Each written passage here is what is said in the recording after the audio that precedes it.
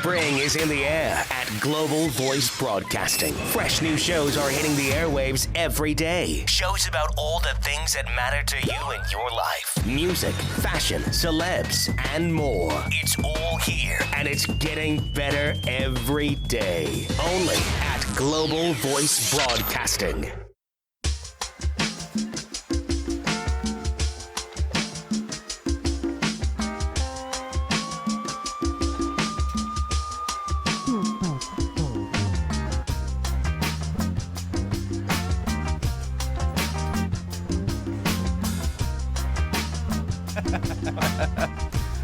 What is up? Welcome to another episode of All Over Voiceover with Kif VH. I'm your host, Kif VH, and welcome to my lovely and talented guest, my dear friend and fellow Voice NATO performer, the lovely, the talented Scott Whyte. Yeah. Scott, dude, thank you so much for coming in today, man. Thanks for having me, man. I gotta say, I was a little bit nervous when you asked me a little while ago to come in, because I was just like, I'm like I've been around, but I'm kind of like new to it, and I'm still figuring it all out. It's always like a learning process. What made you nervous? Like, was it me? You, just being around you. Oh, come on.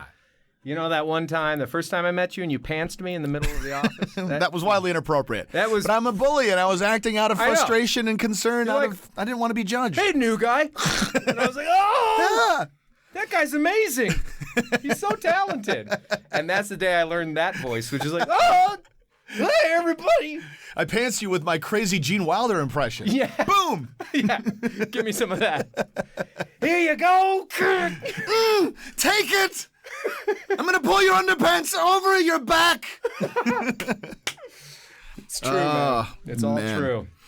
Where are you from originally? I was born and raised here. I'm from Manhattan Beach. Oh, no kidding. Well, Torrance and then Manhattan Beach when I was like 5 years old.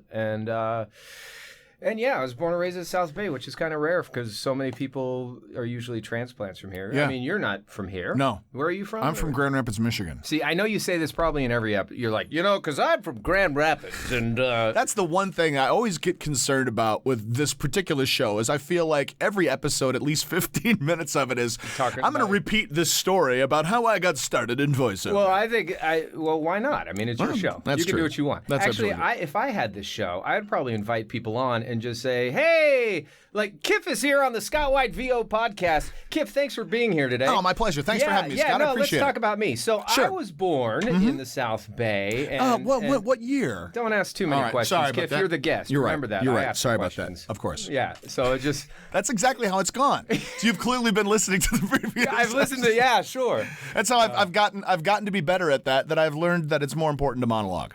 Yeah, no. Well, you got to learn how to fill time and riff. I always wonder, when you're like the host of a show, and this is the same thing, but like those hosts on shows, you never know the celebrity you're going to get in. Like when you get certain people, like Harrison Ford, for instance, is someone who isn't always it's kind of awkward interviews. Yeah, you never know what you're going to walk into. Like De Niro's that way too. Like it's like the single word answers. Right. No. And you're like, okay, well, we still got 10 minutes. Yeah. Let me see if I can ask you an open-ended question. So when did you feel like you? About 10. Yeah. Okay. And then your follow-up question's lame. It's like, would that be 10 exactly or 10 and a half? Right. And he just stares back at you. Right. And then you feel like you're judging yourself. Like I love whenever Harrison Ford is like on Jimmy Kimmel, it's always like Kimmel knows how to work with him or get him to play. It's like Harrison wants to. Yeah, right, exactly. And Harrison's kind of loosened up over lately since that Star Wars thing. He's kind of cracking more jokes and his humor is kind of. Because before he'd just be so stiff on these shows and just awkward rubbing his hands and everything. Yeah, it'd be like these one word. Yeah, and he'd be looking out at the crowd, and the crowd would be looking at him, and it was just like the most awkward, intense thing ever. Right, and now it feels more like he's there to just goof off and play. Yeah, I love that. Like whenever Bruce Willis would do Letterman, he would always do some crazy bit, like a sex tape. Totally. I have the new Bruce Willis sex tape out coming out. And it's just me. It's true. That kind of stuff is crazy. I call it moonlighting. Moonlighting. That's an interesting. Is that even a word, litten? I think it is in Finnish. Oh, okay. Litten in Finnish. I'm pretty certain it's a kind of fish a fish pate that you smear on. I love fish pate. You want to grab some fish pate after this? Yeah, man, I'm totally down. There's Let's a little Swedish market down the street. We'll have to. Let's Yeah, get it up, man. Legenhosen. Are you Swedish? I'm Dutch. You're actually. Dutch. Okay. Yeah. How about you? Are you? What's the? I know the spelling of white is implies a Germanic. Yeah, I think it was just sort of like a get away from racism thing. Like, no, we're cool. No, we're cool, everyone. It's WHY. You want the other guy.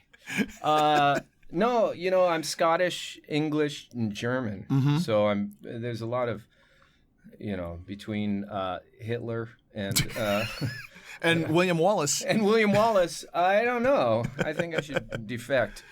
No, yeah. So I don't know exactly where the Y came from, but somewhere along the line, they just switched over, I guess. You found yourself. When did you get into this business? Have you kind of always been in it, or did you make a transition when you were? Yeah. I mean, at some point you weren't born in it necessarily. No. I mean, I started on-camera acting when I had always been wanting to be an on-camera actor from when I saw Raiders of the Lost Ark when I was, I don't know, 4. Yeah. I wanted to be an archaeologist. My mom said, archaeologists don't do that. That's an actor. And I go, okay, I'll do that. So actors go to South America and chase. Get chased by boulders and so that kind of got me on this whole thing where I've always been fascinated by movies. The concept of like living in an imagination, in a world that is just totally made up and fake, and being able to play in this world is something that I've always been drawn to. I mean, I've always sort of had a big imagination and tried to be super creative and always, growing up, I always walked around with a cape on or a Batman mask or something, even up to I believed in Santa Claus till I was around 11 years old. Yeah. And I still remember that moment. We were driving on the 405 out to the valley, and my mom and brother were in the front seat. I was in the back, and we were talking about Santa. And I was all passionate, and my brother started cracking up in the front with my mom, and they started laughing. And then my brother said, Santa's not real, and I cried. And I was on the 405 heading right over to the valley, heading north, and I totally remember that moment of breaking down and going, oh my gosh. Oh, man. Yeah, and that was at 11, so that's pretty old. That's deep, man. That's old, yeah. We're keeping it alive for Ilsa. She's 9 and still, this past Christmas was kind of starting to kick the tires of its reality. But, I think I've gone around the bend on it to the point where I kind of believe in Santa Claus, and I don't necessarily believe in the man at North Pole. I know what happens if you go to North Pole, but I believe in the spirit of it. What happens if you go to the North Pole? It's just ice. And you'll see the Aurora Borealis. Wow. And then if you go too far, you're in Russia. But if you come too far, you're in Canada. So you got to get right to that top to the top. Is there a flag? Do they put a flag? Yeah, there's an American flag. There's an American flag. It's the demarcation. We've claimed it. We've claimed the actual North Pole. That's right. What is that? 0 point north and 0. What is the latitude? I think it's 0-0. Wow. 0-0. It has to be. But then the South Pole would be 180-180. Sure. I think the 360, technical 360. terms of the South Pole would be the 180 over 180. Oh, yeah. Wow. That's amazing. Oh, man. Yeah, so born and raised in South Bay. I got into, begged my parents forever to get me into acting classes. When I was 10, I got into on-camera stuff. Started taking classes out in the valley. Mm-hmm. There was one place, the Young Actor Space, where I used to take lessons. Everyone went there. Tobey Maguire, Leonardo DiCaprio. It was kind of, back then, it was a smaller group of actors in town, really. And that was the main, that had the best reputation for children actors. Yeah. So there was a bunch of these famous kids I rubbed shoulders with and tested for a bunch of projects with Leonardo DiCaprio and this kid, Omri Katz. We tested for Hocus Pocus together, the 3 of us. Uh-huh. And, anyway, so fast forward to about 9 years ago, and now I'm 25. So when I was 19, I had always wanted to do voice. I had always been doing voices. Yeah. In fact, when The Simpsons first came on the air and I was 10 or 11 years old, I started trying to imitate Homer Simpson. Yeah. But I could do Bart because my voice was naturally kind of in the Bart thing. but I always try to do Homer Simpson. You know? Right, you put on the deep voice. Yeah, when you're 10, that's the worst. You're Right. like, oh, I'm Homer Simpson. And you're like, wow, that's You terrible. sound more like Marge there. No, I don't. I sound fine. No, I'm not. I'm Marge Simpson. I'm Homer. Dang it. Anyway, so so I had always wanted to do voices, always messed around with voices, playing with toys when I was a kid and stuff. I'd always been adding voices to different characters. In fact, I would say, no, that character has to have that sounds like this guy, so I got to now create a different voice. So, but that was just creating voices. And the acting came around, and I learned the acting skills, or, what I've learned from acting skills, which is either a lot or not a lot. Sometimes I feel so well prepared and so intelligent on things, and other times I feel like I don't know what I'm doing. Totally. Like first day. Yeah. Like this is my first audition ever because I am clueless and I think I've lost all my skills. Yeah. And I'll sit there and listen to my read and just feel like I don't know how I'm possibly even considered to compete against the likes of the people I'm competing against. Right. And then you see the finished product and you're like, that's where they went. Oh, man, I made such stronger. You know, so much. I could have done that job. Right. Man, I could have done that job. That's what they wanted. What they tell me they want a Tracy Morgan impression. Eric Lopez. Yeah. Come on, Tracy Lopez is Eric Lopez. That's right. So 9 years ago, there's a great voice actor I owe my career to. Robin Atkin Downs is his name. He's an amazing. He does everything that there is, even on camera. But he does promo work, loop group stuff, voice match stuff.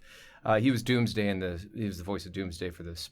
In this Superman. In Batman vs. Superman. The one that I know another guy who was part of too. Yes. Kip, do you know who was in that film? Are you referring to Jesse Eisenberg? No, I'm referring to someone in this room. I didn't know you were in Batman vs. Superman 2. I was not. All right. Yes, I'm in Batman vs. Heck Superman. yeah, I'm man. proud of it. It was fun. A plug. If you guys haven't seen that yet, you got to see that. Yeah, man. Officer Mazzucchelli. I almost get shot.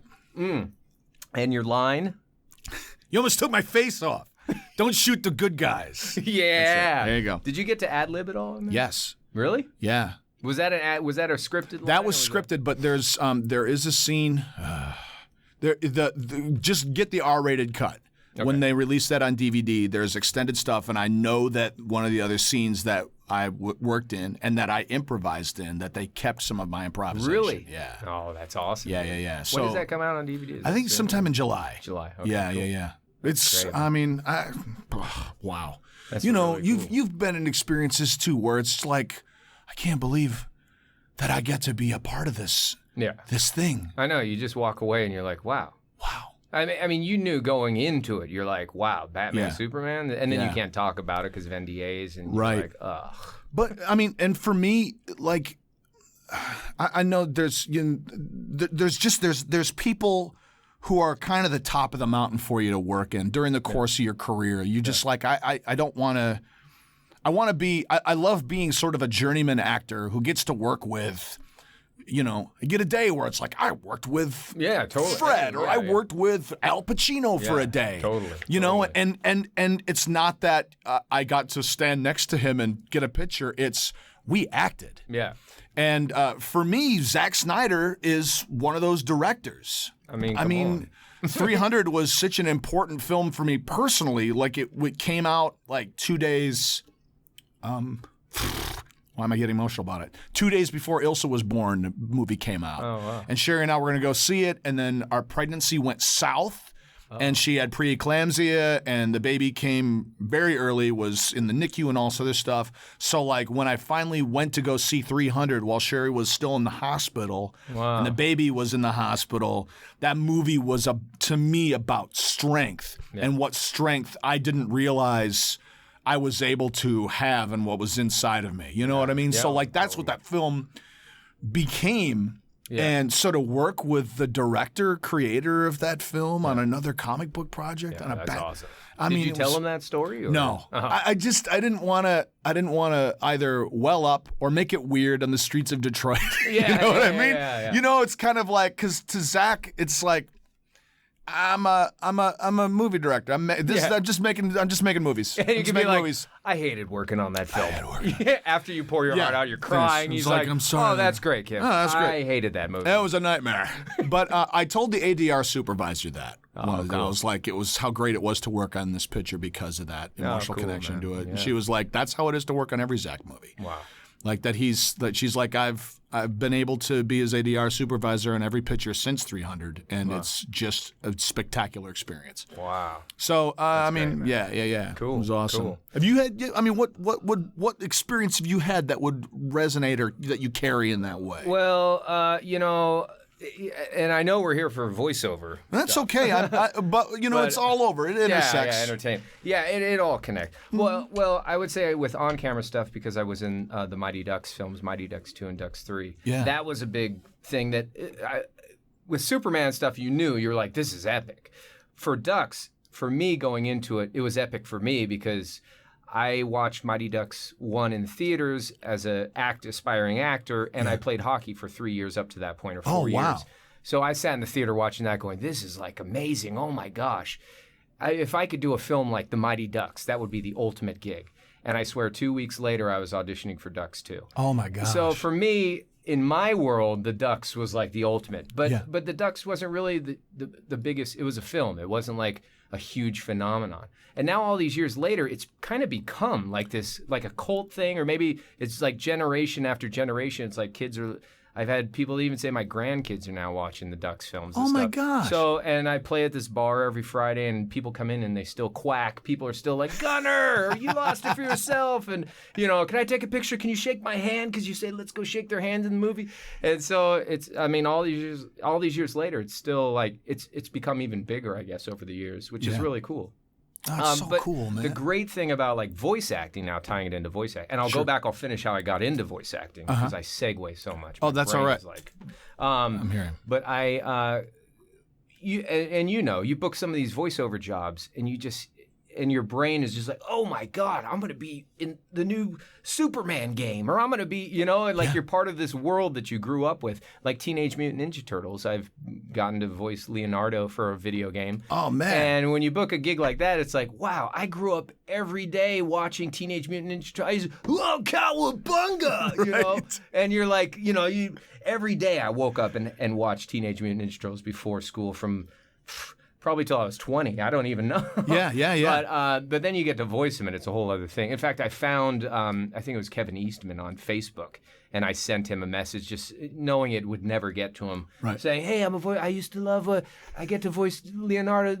Hey, thank you for creating one of the coolest things in my childhood. And he wrote me back, hey, Scott, thank you so much. And it wasn't just like, thank you for writing. Have a great day. It was like this nice little message saying, yeah, it was a great thing that happened, and anyway, it was this long, really nice letter kind of congratulating me and, telling me a bit about the world and stuff like that. And so it was really like, wow, I've arrived. And it's happened multiple times in voiceover. I've been so lucky, to just, even when you just get auditions and you're like, oh my gosh. That's right. Yeah. You get an audition to play Batman or Riddler or do a Joker read. Yeah. And you're just like, this not only is forget booking it. Who cares? Just saying the words. That's it. To be able to go in that room and close the door, and for one other person and whoever may listen down the pipeline, even if they decide not to send you a read, I get to be Batman for a minute. Oh, yeah. I get to be the Riddler or be Rocksteady or, you know what I mean? Yeah. Like, and if you know how to act, that's a bonus. But you and I, we don't know. We don't know how to act, so we stand there. I'm Batman. Yes, I am. They're like, well, we're not going to send that. Everyone's like, oh, man. I'm Batman. Hi, Alfred. Alfred, please get my tea ready. I'm the Joker. It says 5 ha's and there's no space. How should I read that? Totally. How can I read that? Yeah. No, but it's so true, man. Sometimes I get more excited just with auditions than I am gigs that I've worked on camera or even voiceover sometime. But the auditioning process could be really fun like that. Or like how we were talking about where you're just completely clueless and you think you've regressed in your career. You're like, wow, I've 20 years down the drain. I don't know what I'm doing. Where do you think that comes from? That level, that insecurity. That I mean, even regardless of what your experience level is, like totally. it's something that you just face. You know, I think the big dogs, even the people that are beyond us in their careers, that are more successful, or however you want to rate, they're just as insecure, or not just as insecure. I think you get this core feeling of like, okay, it's going to be okay, or I'm going to make it through. Yeah. But then there's still that artistic, and I think it comes down to being an artist. I think as an artist, you're always, the way you're sort of viewing life or critiquing life or whatever, that you apply it to your art, and then it kind of comes back to you, where there's always a sense of insecurity, or like, is this good enough, or is this whatever? And I think part of being an artist is that critiquing, which keeps you on your toes, which helps bring in inspiration or stuff. If you're kind of emotionally flat, I don't know how you get these moments of clarity or these clairvoyance or like these inspirational moments, you know what I mean? Yeah. And I'm sure you and I are the same way in that respect. You kind of sit around and someday or some moment you're like, oh, I just don't feel it. And then next you're like, turn on that mic, let's do this. Yeah. So it's very much with me, ingrained in me. And I think it's just really part of being everyone has securities and insecurities. Sure. But I think being an artist, it's more because what you're putting out there is a bit of yourself, whether it's voice acting or art, painting, guitar, whatever it is. Yeah. And I think that fear of like, oh, is it going to be accepted or is it not going to be accepted? And I think that just breeds a situation where, where you don't know. And then I think then you're kind of in your head, you can get in your head. And but it's a very real thing, I think, on all levels. And me being, I guess, a professional actor, professional voice actor, it's still very true to me. And I'm, some people walk around with that cover up where it's like, no, man, it's cool. No, I'm good, man. And the people that like emote that energy are probably the people that are the most insecure. I kind of think that you got to deal with the insecurity. We had an incident at school with a bully, and talking through dealing with the bully stuff on the schoolyard reflected. We said to Ilsa, look, you're going to be facing bullies your entire life. Even in the context of going into an audition room where someone is trying to vibe you with that sort of energy of like, oh, man, y'all can go home because I just dropped the mic and nailed that. Yeah. And even, sometimes dudes do that in like a self-deprecating way, but then sometimes guys don't. Right. And you're kind of like, why are you bringing that energy into this space? Exactly. It's true. Other than just to poke holes in your confidence, because so much of this is, I completely agree with you, this sense of this. It's a fragile world that we kind of live in a way. Yeah. That we mentally create ourselves. That's right. You know what I mean? And we live in a space of risk. Yeah. That every choice that you make is a risky one if you're going, especially if you're following spec or going outside of the spec of who that character might be. Yeah. And a lot of times you're looking for places where it's like, okay, here's just breaking down my process of like, okay, 30s, Caucasian, confident, self-assured, humorous, wink, blah, blah, blah, blah, blah. Yeah. Everyone's going to read it that way. Yeah. What can I do to bring me to it or make the choice a little bit more interesting? Yeah. But then you start to expand outside of that range, and there's terror in that. Yeah. You know what I mean? It can also breed good things. I mean, it can breed good things. And I've experimented both ways. I've done it where I've been straight by the book. What they want is what I give them. And other things where I go, okay, I'm going to try to stretch out a little bit more. And then sometimes I just go, you know what? I'm just going to go way out of left field. I'm going to give them something ignore this completely. Yeah. And I'm trying to think. I think it has worked for me where I've booked one or two gigs where it's been that way. Yeah. But it all kind of depends on whether it's a game or radio or TV or, they all kind of have their own, like TV and radio I'm thinking is probably more straightforward, like follow what we say. Yes. We know what we're talking about. Which isn't always what they book though. And you know that, where it's like, guy next door, non-VO, just be, like we just want an average guy, no VO chops. And then you listen to the spot and they're like, Verizon wireless Fios 200 megabytes, and you're like, wow, that's so guy next door. If you live next to a professional voice actor, I live next door to. I guess someone lives next door to Don LaFontaine. So that's right. I mean, So, but it's a great. You know what? It's the world that we have both chosen, and it's a world that. And in a weird way, I'm kind of now, as old as I am, I'm getting comfortable with the concept like, okay, the insecurity world is the secure world that I've created. It's like you don't know. Every choice I've made in my life career, professional-wise, has come from this place of like, okay, I'm taking a risk. Yeah. And you just kind of get, if things start getting like too as it should go, that might throw me off too, where it's like, okay, well, then I'll get paranoid. I'll be like, well, it's going to end tomorrow. They're clearly out to get me. Right, exactly. I every time I've worked within the context of a straight, quote unquote, straight 401k. 401k doesn't deserve to get as much shade as I throw on it. I think the 401k is a great thing. Yeah, totally. And I'm very happy to have, my pension coming courtesy of the union. But like there's that sense of the consistent 9-to-5 work that when I did it, I would seek the outside things. I would seek things that would pull me away from it. Yeah.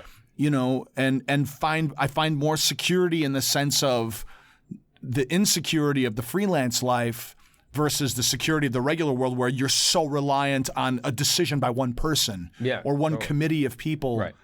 That happened to us at Second City in Cleveland. Why we went into a meeting one day and we were told they were closing the theater, and we were without a raft. I mean, just like, there you go.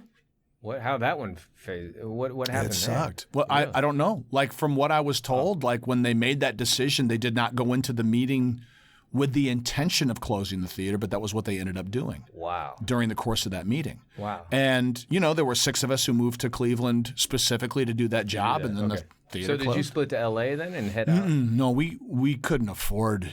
We couldn't afford to move out of Cleveland at that point. Oh, really? Okay. Yeah. So we were represented. We were at that time working under an equity contract for 2 or 3 years, and I applied to Best Buy and Home Depot, and they were like, no.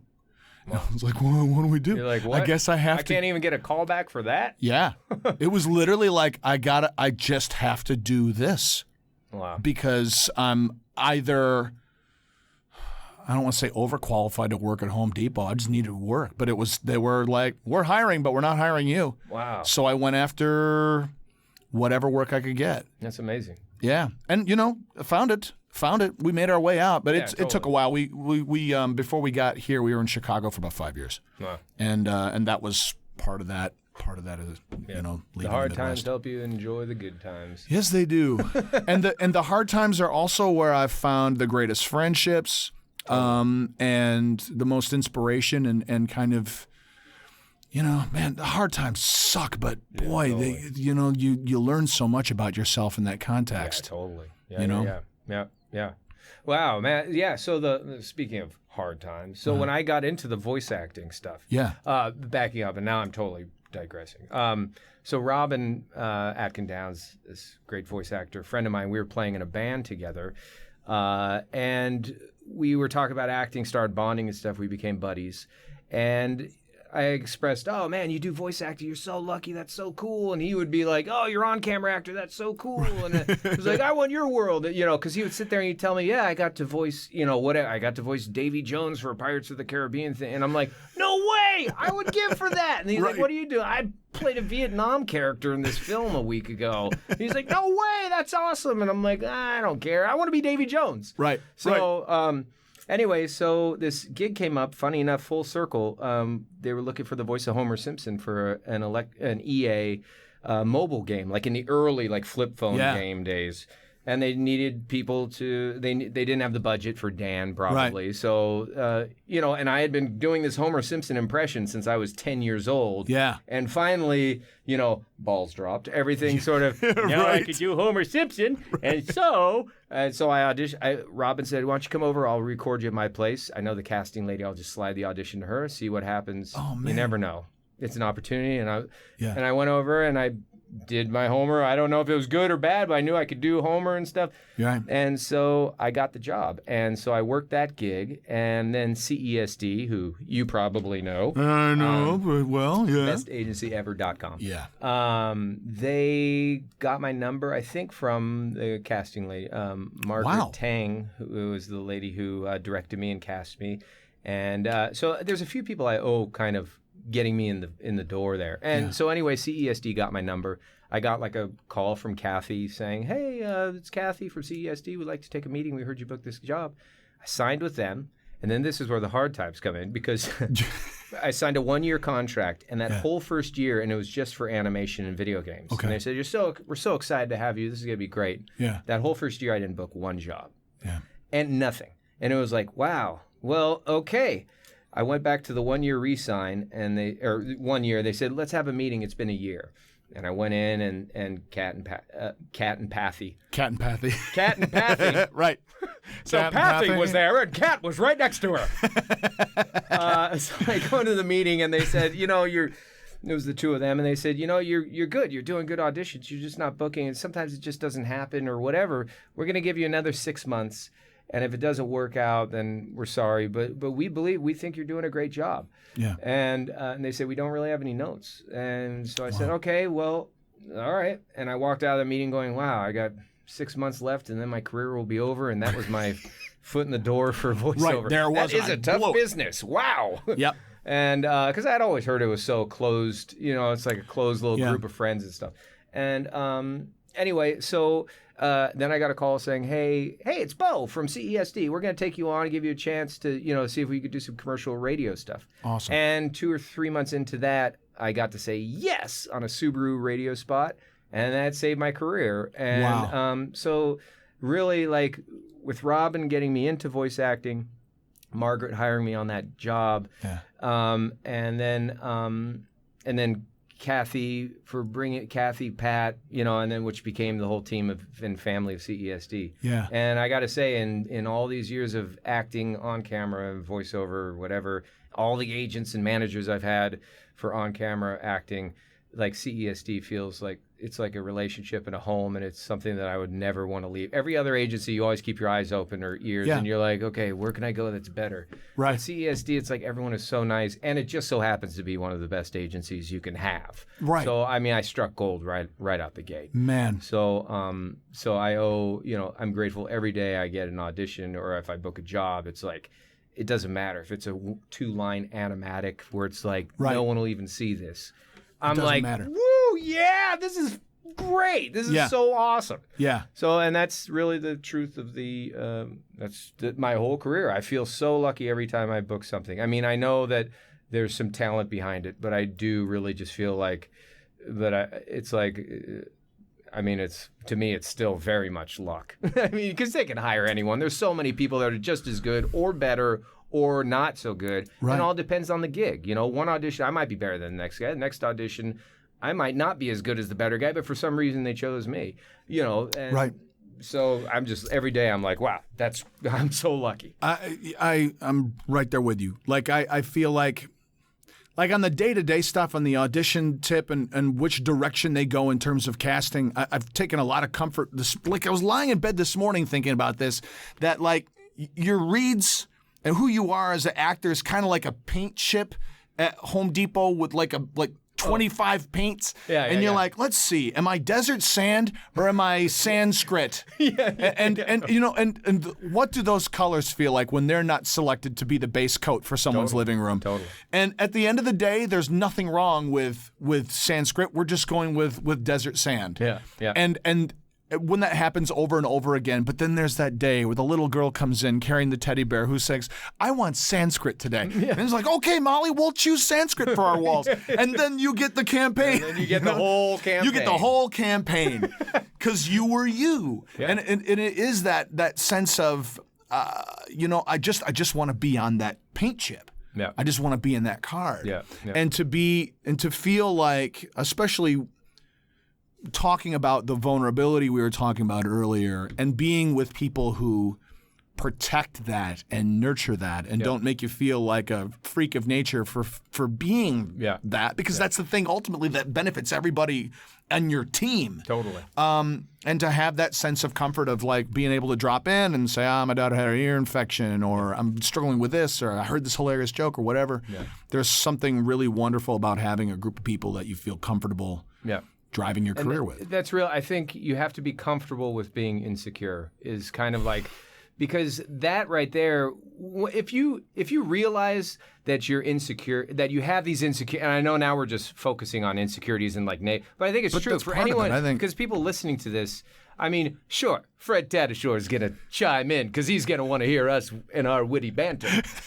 But someone who's not in LA, maybe someone who's trying to get into voice acting, who's listening to your podcast, it's these sort of things that I think some people might not cop to, but I think it's very important to help out the next, someone helped me get in, so I would definitely want to help as many people as I can. Right. And this insecurity issue is really interesting because it can become it can hinder you if you let it mentally always sit in your mind. If you're thinking, oh no, what am I doing? And then you get to the copy and now it's time to read, but you're already at this place of like, oh, this isn't good.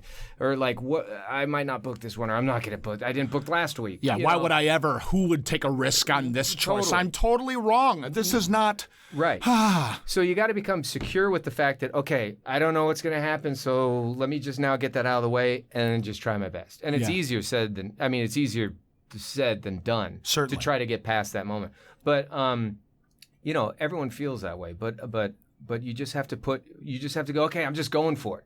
And the thing that I tell a few of my friends that have come to me and say, hey, I'm trying to get into VO, like, I don't know about this copy. Like, it's just written so weird or it feels weird. I immediately tell those people, you know what? If you think it's weird, there's going to be 10 other people out there thinking it's just as weird. I mean, and that might help you get comfortable in the thought, because someone's going to book it. And if it's written weird or bad or whatever, or you don't, like, what am I doing?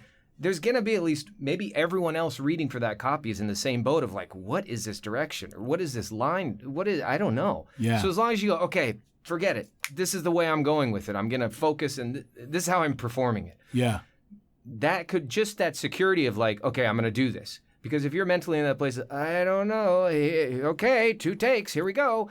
It's like, that mental block, just not going, okay, I'm going full force in this direction. Right. They always say, there's this, I don't know if it applies, but like, ride the horse in the direction it's carrying you, which isn't really applied to this, but it's an interesting concept that kind of ties in. Yeah. You just make the choices, you go in that direction, even if it feels weird, and you just ignore that weirdness, and you just go, okay, good, it's done. I made a strong choice. It might not be the right choice, but I made the choice.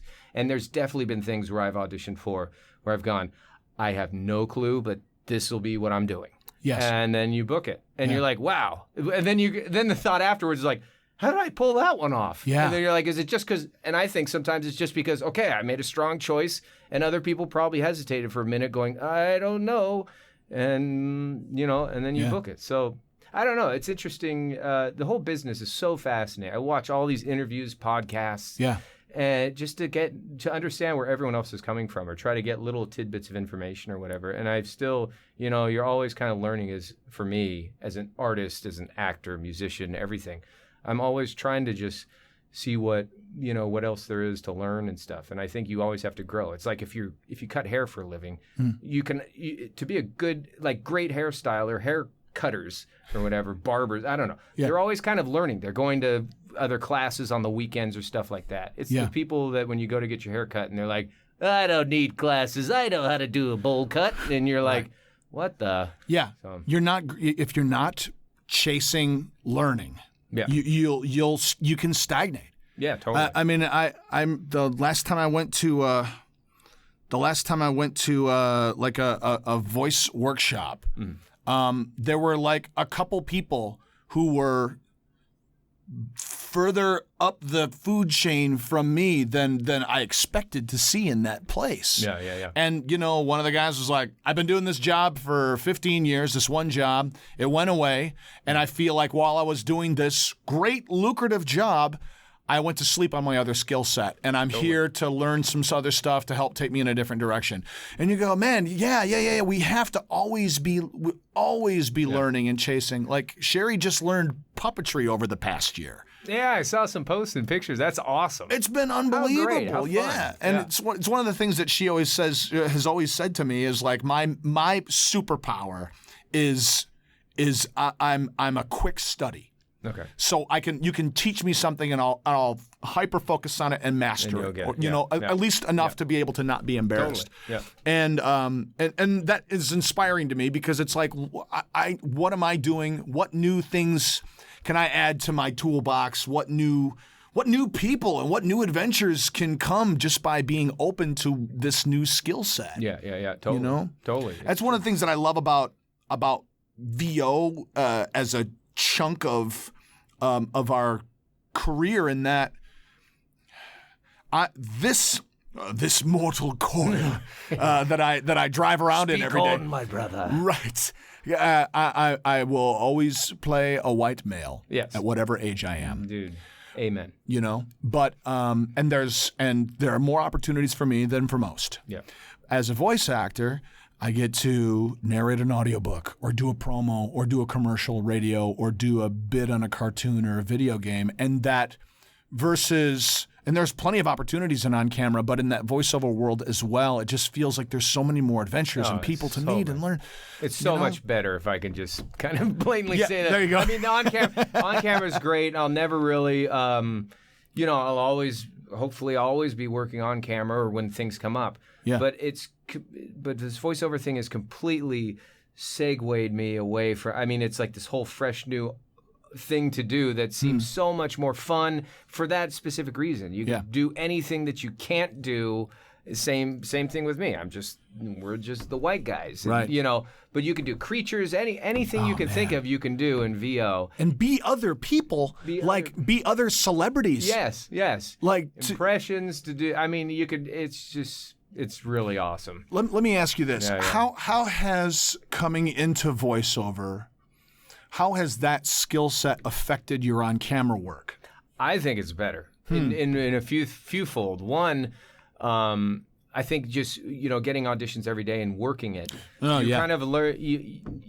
You're just always staying fresh. It's like you're in an acting class. You're always sort of working on your craft every day. Yeah. On another level, it's great because it's made me, because when you're doing voiceover, you kind of listen, you tune into your voice and how you're using your voice. And I think now going in on auditions, I feel it's almost made things a bit easier for me because I know I can get behind a character and I can actually perform the voice of the character. Not that I'm actually doing a voice, but the weight that you put on a character or something, you can emote more with your voice, so you don't really have to do quite as much. I used to be a very physical, and I still kind of am, but like everything was always like, oh, hey, and swinging my arms around and everything. Right. And the show City Guys that I worked on, I had the director tell me, keep your hands in your pockets because your hands kind of flail. So if you put your hands in your pockets, you can just sort of focus the energy coming out on your face and what you're saying and stuff. Yeah. And now I do that, and I don't really need to do so much. It's also made things because I love voice acting so much, and the on-camera stuff has sort of taken, not a back seat, but my priority is definitely like I want my voiceover career to be kicking butt. Yeah. So the on-camera stuff, it's like I don't really have like the insecurity that we were talking about is almost completely gone. And like when I first started acting on camera, it was for fun. It was because I was young and it was like, this is going to be cool. Yeah. And now it's come full. And then I went through the whole thing where, what am I doing wrong? Oh, I need to be in acting classes. I don't know what I'm doing. Yeah. And now thanks to my voice acting career and that I have some success in it and stuff, when I get these on-camera auditions, I have zero, like, I don't care. I walk in the room and it's like, I'm going to do a social experiment, and this is true. I'm going to walk in today with an Australian accent and say I'm Australian, and then I'm going to say, would you mind if I do this character in an English American accent? Then I go into an American accent, and I swear, because, there's all this stuff with Brits and Australian accent, they get more respect because they're not from America, and they come, like, we're all of a sudden, everyone in England or Australia is like a trained thespian, so therefore they deserve. So this last audition I had, this one I had recently, I said, you know what? I'm going in. I'm doing the Australian thing. So I walked in. Hi, how you doing tonight? G'day. Nice to meet you all. Yeah. Yes. And they're like, oh, so how long you been out here? All of a sudden, the questions are coming before, sometimes you get the casting people and they ask you questions, then you read. Right. But most of the time, it's like, how you doing? Okay. Yeah. Great. I'm Stand stressed there. out. I've seen so many people. That's right. All of a sudden, you go in, g'day. And they're like, wow. What is your background? Where are you from? You're fantastic. Before you've read any copy. And I go, you don't mind if I just do an American accent for this, right? And they're like, oh, no, that's great. And I read it, totally not fit, just having fun. Like, I mean, I'm lying to the person from the moment I walk in the room. I'm acting because I'm an actor. Right. And they're completely blown. They're like, after I finish, they're like, and I'm standing there going, are you guys okay? Is that what do you think? They're like, what do you think? I thought that was amazing. How did you feel about that? Do you want to do it again, or is there anything else? And I'm like, wow, how am I getting this much respect? Right. just because I'm Australian, which then led to like, because we thought your American accent was flawless, but if there's anything you want to tweak or change, we can re-record, give you another take and stuff. And then we talked another 10, 15 minutes about like, oh, what's it like, being in Australia, coming out here and all this stuff. And I completely lied from the moment. I mean, I was, I trained at the university. You just say the university. That's and it. If you say that, they just, because they don't know. They don't know? So what, they just Brisbane? Go, well, yeah. Which one? Oh, what? yeah, Brisbane. It's halfway between Brisbane and Sydney. It's northeastern. Oh, yeah. That's right. Of course. We call it the Northeastern University. It's Northeastern. Where, Hugh Jackman. NEU. Yeah, Hugh Jackman, of course. You just mentioned I was in class with Hugh, and they were like, oh, no, wow, yeah. Wow. What's he like? Yeah, totally. I'm writing Spielberg right now. You're a fascinating actor. So I think my new thing is I'm just going to completely lie every time I walk in the room and try a different accent and just, It's kind of brilliant, especially because what's interesting to me too is that they're listening to you differently. They're listening to cracks in your dialect versus the choices you're making as an actor. And then it's like, oh, his accent was perfect. Yeah. If you can pull off an American accent, you're automatically a fantastic actor. Like, you could be a terrible actor, but as long as you just speak with a clear American accent, they go,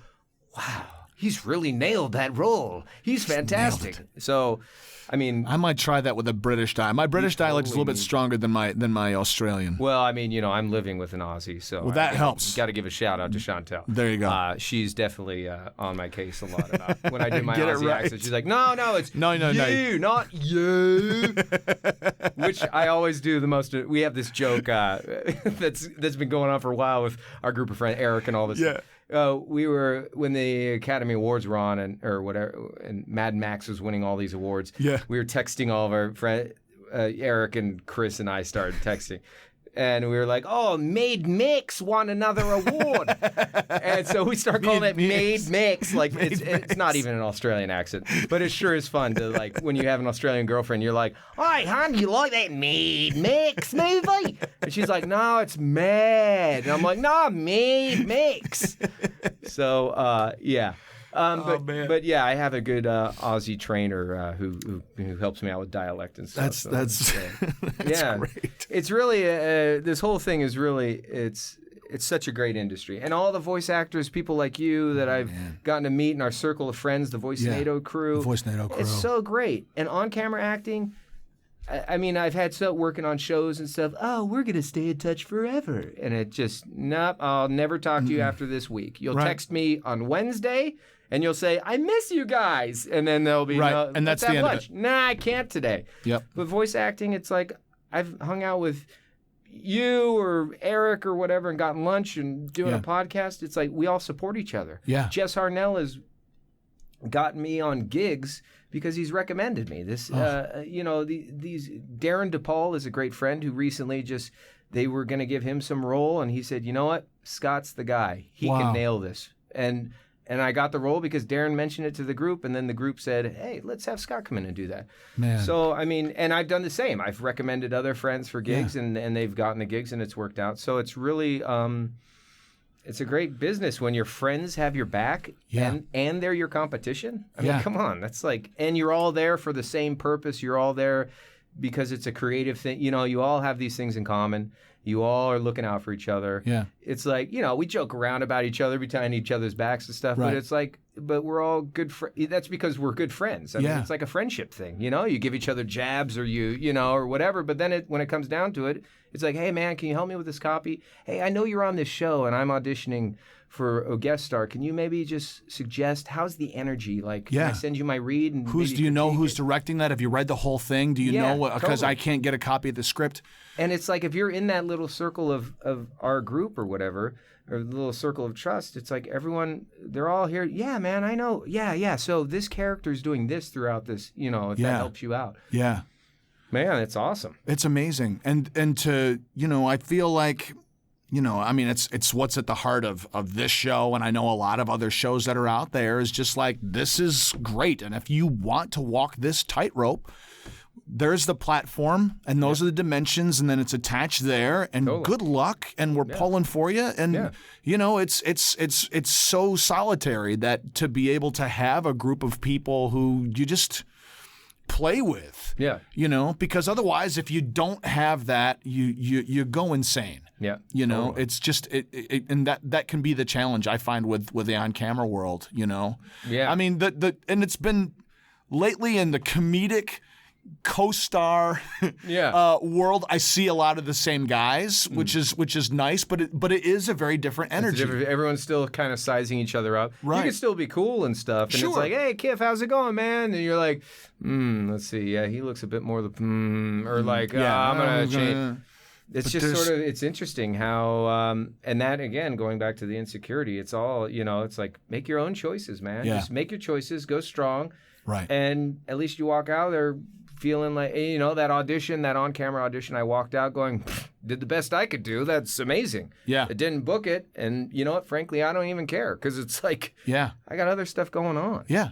And thanks to the VO stuff, every day, if you get one audition or if you get two or whatever, or maybe multiple, or maybe if you don't get one that day, but then the next day, it's like, wow, it's like you're constantly getting a source of, it's like you got a blood transfusion. There's always kind of blood going into your body. Whereas with on camera, it's like, we're going to give you some blood today. Okay, that's too much. Yeah. Now you're going to wait 3 weeks before you get a little bit That's more. right. You get another opportunity.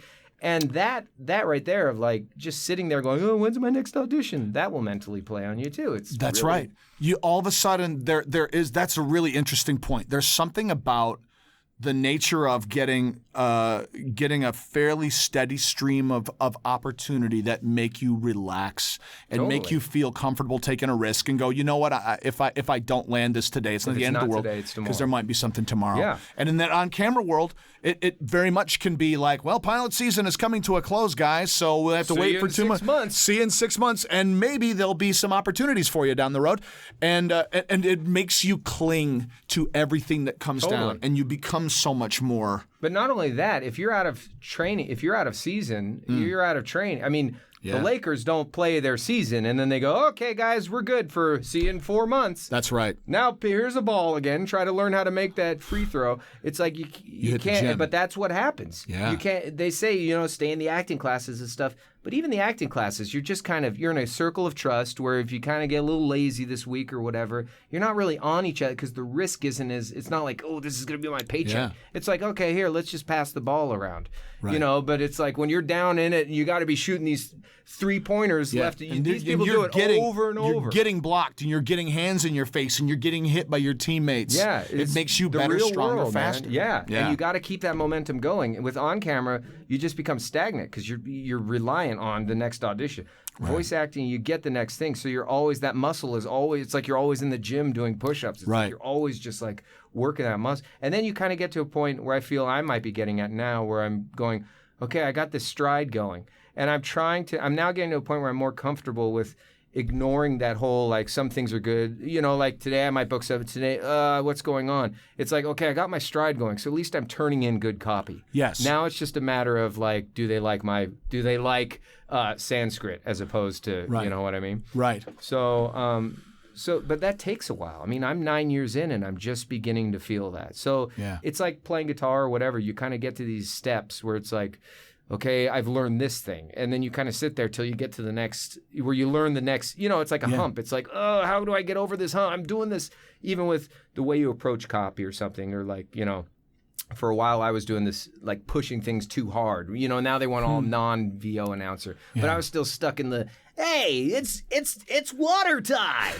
So, and now they just want like, hey, it's water time. Water time is fun time, kid. Right. When I was in Chicago, my reads of the casual next door guy were it felt so natural. And like even today, like I did a piece of copy that was supposed to be very just like real casual. And I still felt pushed, and I wasn't doing any more than this. Yeah. And it is that sense of, I'm in here and the booth director is like, that was great. That's great.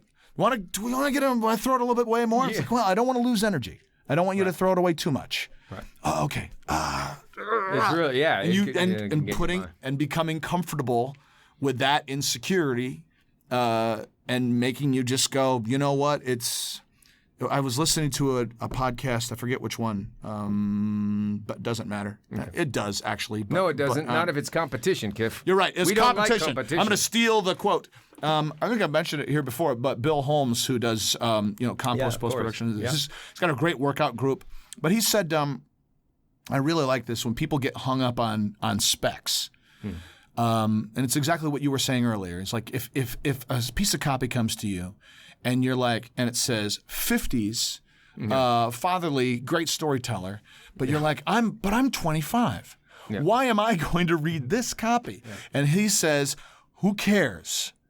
Someone figured that it belongs to you. Yeah. So do your best. That's a neat little way. I haven't heard that before. And it was, I thought it was a great way of kind of putting that demon to rest about the spec. Yeah. Judging you before you even start reading. There is a point when you go, that's me, that's me, that's not me, that's not me. And then you just have to, with the that's not me, you just go, well, I'm sitting here and I'm about to record it. Right. Samit thought that it might be me. So I'm going to go, okay, Samit, this is my take on it. And Samit may be like, that wasn't you. And then the copy is, when I turned 50, I realized prostate checks were for me. I don't know. That's not good. Yeah, interesting take on it. Love to have you do another pass on that, but just a little bit more, like your gonads have dropped. Yeah, totally. Like a man with a prostate. Yeah, like a man that not a man whose prostate is still growing. Yeah, sure. Yeah, it's such a great business, man. It's really. How'd you? Where did the music factor in? How did you get started in that? Music I got into when I was about 15 years old. The cool kid in school, Archie, was playing guitar, and I was like, wow, this is really cool that he plays guitar. I think I want to play guitar just because I want to be cool like Arch. Yeah. And we had this gifting day where we got assigned to give someone else one of our own personal things. Yeah. It's like, I got a cassette tape from him. Like, this is something that's special to me. It means something to me, and I'm sharing it with you. So awesome. I got, it was like Sweet Child of Mine and Welcome to the Jungle, like a 2-side single cassette thing. And I was like, well, what is this? And up to this point, mind you, as we had talked about, I'd only been listening to scores, like Robin Williams. Robin Williams, I'm doing Jaws. Oh, yes. Robin Williams, and you need a bigger boat. Yeah, totally. Oh! Whoa, that's a big shark. We might need to have... Japanese submarine slammed 2 torpedoes into my side. Damn! That's awesome. Oh, man, I could segue into that, but I won't segue into that. But, so I, what the heck was I talking about? So John Williams, you were listening to music scores. John Williams, Danny Elfman, all these greats. My brother and I would just collect these scores and we'd be listening to, oh man, the Batman soundtrack, the Michael Keaton Batman. Yeah. Oh my gosh. Anyway, so I was into that, and it wasn't until I was about 15 that I remember I was sitting in my friend's car, and a Beatles song came on, and someone said, "Oh, this is the Beatles," and I tuned in at 15 years old, going, "Oh, this is what the band that everyone talks about. That's the Beatles, huh?" And up to this point, I had heard rock music, obviously, but or whatever music, but I just really didn't care much. I didn't really pay attention. Yeah. And so at 15, with my friend Archie playing guitar, he gave me that. So I put in that Guns N' Roses thing, and it was like, welcome to the jungle. Yeah. And I was like, oh my gosh, what is that? Yeah. And then like a week later, we had this thing called DARE class, which out here it was like drug abuse. Yeah. Like you say no to drugs. You know what I mean? So this police officer came in, put on Guns N' Roses, Mr. Brownstone, saying, this is this is band Guns N' Roses. They're talking about heroin, which is a bad thing. And it's like, there's rocking out to Mr. Brown. We've been dancing, Mr. Brownstone. And I'm like, this is the coolest thing ever. And I was like, I don't know her and I don't care about the heroin, but this band rocks. This band is amazing. Like the police, funny enough. Right. The Manhattan Beach Police just advertised Guns N' Roses for me, and actually in a weird way how cool drugs could be. Yeah, that's right. Which drugs are not cool, drugs especially are not heroin. Cool, especially heroin. But yes. But at that point I was like, I want to be in Guns N' Roses. That's cool. So I got a guitar, started playing guitar. Slash was like my idol. Turned into Eddie Van Halen. Also, my buddy Steve from high school turned me on to Van Halen. Man. And ever since then, it was like, man, this is like music has been part of me. And I used to draw all the way up to the point I started playing guitar. Really? Started playing guitar, and the second I started playing guitar, I had no desire to draw. And we're talking, I would draw multiple pictures every day. My mom she kept a lot of my drawings when I was a kid, and literally it's probably thousands of drawings. Wow. I mean, every day it would just be like, draw a picture, put that one down, next paper. Your hands just wanted something to do, and then they found something. I've always been super creative like that. And the second it turned over to music, it was like, this is fresh and new and totally different and stuff. Wow.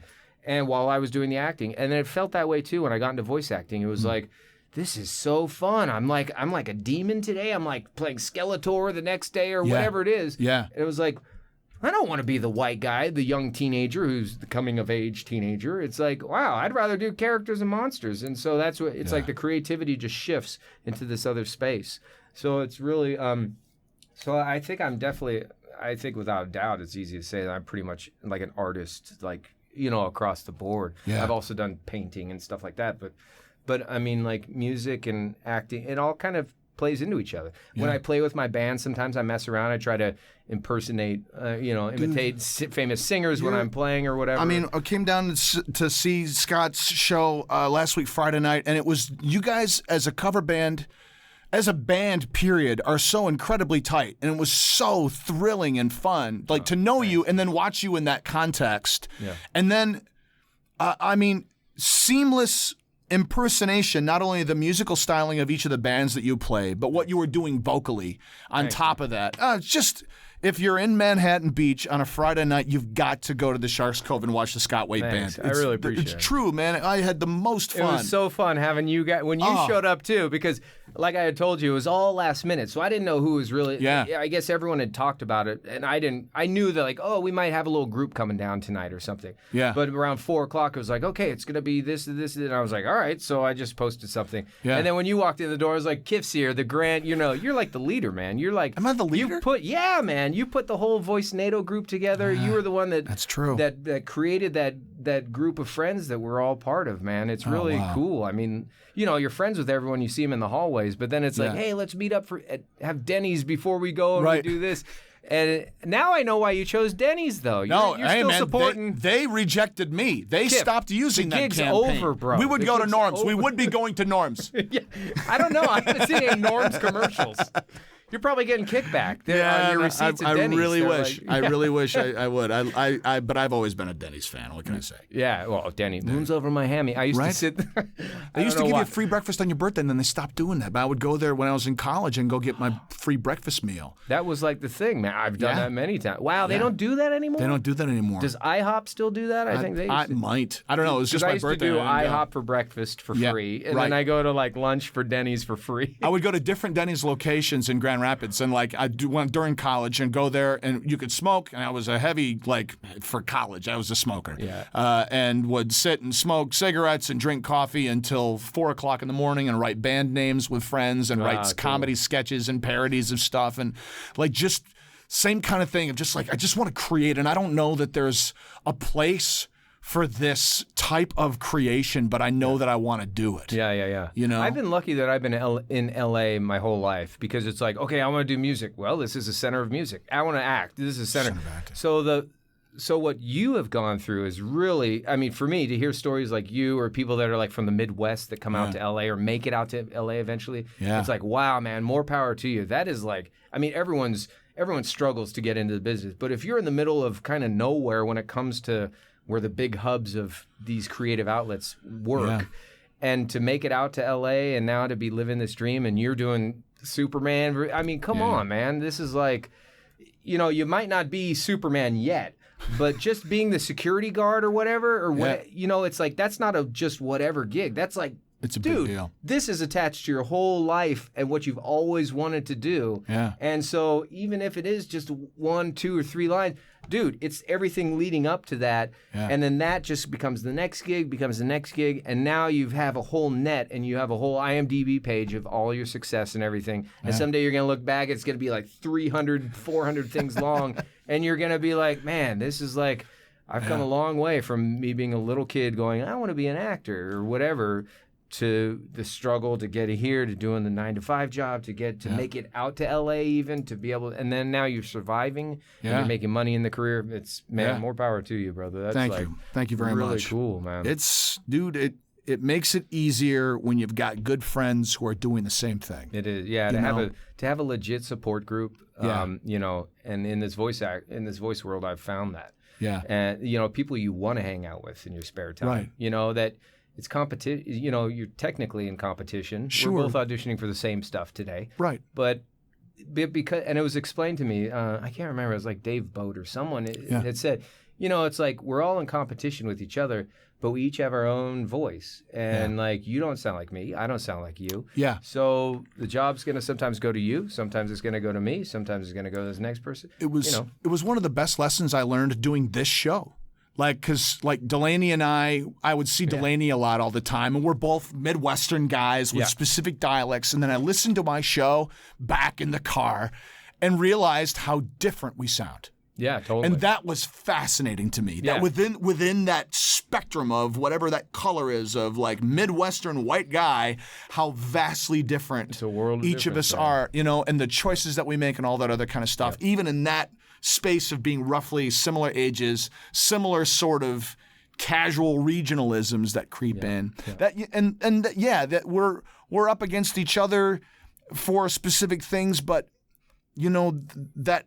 It's also from the movie Creed. Like, as much as I'm competing against you and Chris and Lopez and Brian and Fred and everybody, that I'm really competing against myself. It really is. You know? You're the one in front of the mic that's submitting the stuff, and that's it. And after that, it's just flavors, dude. That's right. It has nothing to do with you after you do the good audition you can do, and then... Who knows? Claim victory then it's and luck, depart the bro. field. That's it. Then it's luck. Then it's out of my hands. Did I take it as far as I could? Yes. All right. Yeah, but don't worry. Delaney's going to be gone soon. I'm going to make him disappear.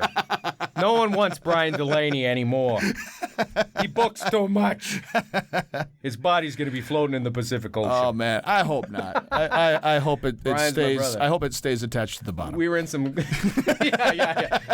I don't want that coming to the top. No, God, then Then they'll do prints and everything. They'll figure out. Mail us. They'll figure out who's responsible. No, Brian and I were in some class years a while back together. I don't know. He had some shirt on that said like bamboo something, and so when they were like, you had to go around the circle and introduce yourself, and I'm like, this is my buddy Brian. We're the Bamboo Brothers. I don't know why it had to do with. And so forever I was texting, hey, Bamboo Brother, what's going on? And it was ridiculous. That's awesome. And now he's a big star, and he won't. Yeah, that's call right. me back, He's a big but star. That's fine. That's right.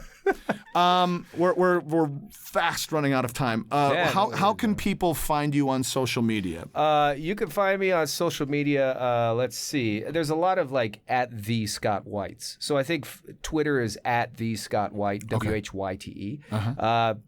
Periscope that we're on right now, if people are still kind of listening, paying attention, is probably just my mom and brother and dad. What's up, guys? That's also the Scott Whyte. You can find me on Facebook. It's probably the Scott Whyte or Scott Whyte, WHYTE. And I think I don't know how many other social MySpace or Friendster. Are you still on I'm those the places? mayor on Friendster these days because there's no one else in town. No one else is there. I've defaulted to the president of MySpace. Right. Yeah. Anyway, it's just me and that guy who who's that main guy that looks at the chalkboard? Oh yeah, Tom. Is it Tom? Tom or whatever. He's still looking at that darn chalkboard, like smiling over his shoulder. Yeah. We did all this stuff about having you play on the guitar, but I'm running out of time. Nah, we don't need any of that. I brought him more to hear you do some. To do Peter Gabriel. Here, I'll give you a little bit of Peter Gabriel real quick. Wait. Go ahead. Can you have Red Rain? Can you do Red Rain? Oh, I don't know. How about In Your Eyes is fine. Love. I got ahead of myself. Go ahead. Love. I get so lost sometimes. Days pass wasted, and this emptiness fills my heart. When I'm walking in the rain, I travel in my car.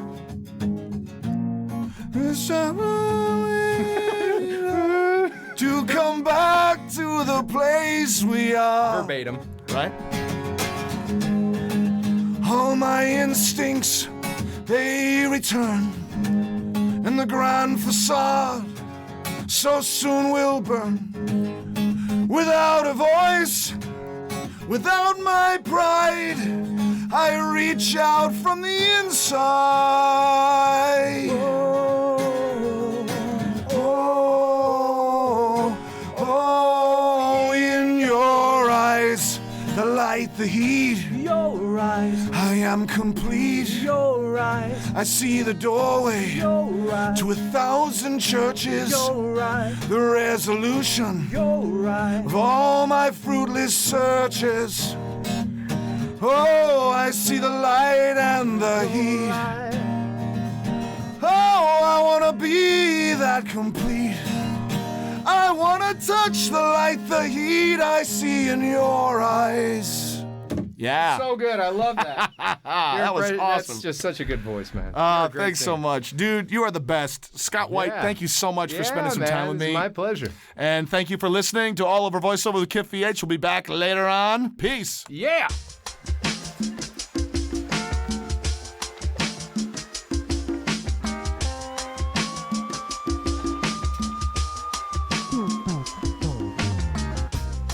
Thank you for joining us on All Over Voiceover with Kip VH. Please take a moment to review the show and let other folks know what you thought. And if you dug it, please subscribe. Follow the show on Twitter at AllOverVO and check out our Facebook page at facebook.com/AllOverVO with Kip VH. That's it for this time. You get what you get and don't get upset. Claim victory and depart the field.